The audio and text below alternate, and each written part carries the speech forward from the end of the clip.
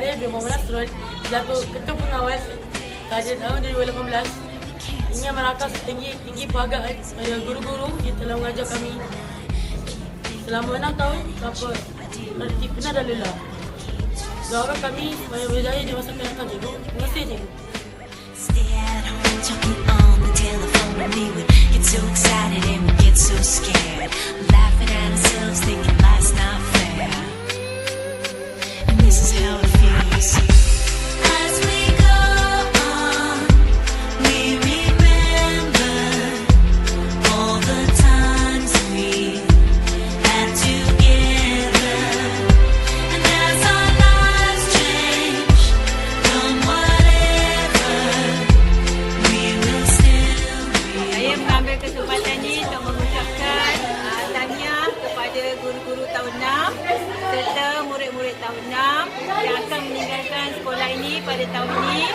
Semoga kamu lebih sukses pada tahun hadapan. So if we get the big jobs and we make the big money, when we look back now, will our jokes still be funny? Will we still remember everything we learned in school? Still be trying to break every single rule? Will little brainy Bobby be the stockbroker man? Can ever find a job that won't interfere with pretend? I keep thinking that it's not goodbye. Keep on thinking it's our time to fly. And this is how it feels. As we go on, we remember all the times we had together.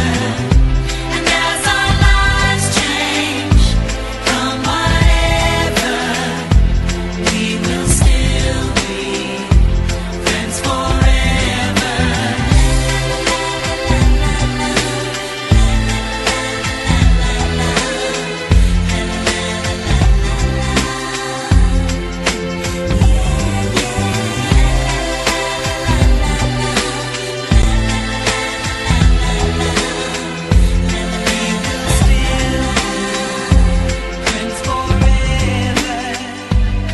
Saya ingin merakamkan ucapan terima kasih kepada semua pentadbir, rakan-rakan guru SKSC dan juga istimewa untuk murid-murid tahun 6 2018. Semoga sukses selalu. Terima kasih.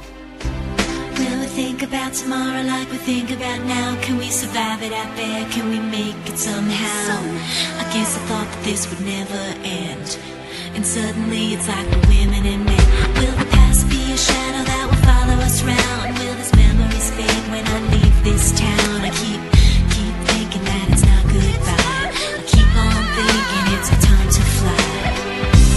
As we go on, we remember all the times we had together.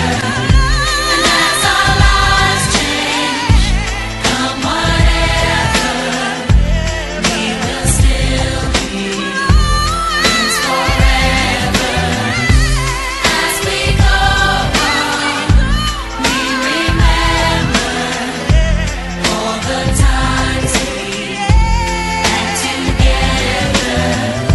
And as our lives change, come whatever, we will still be friends forever.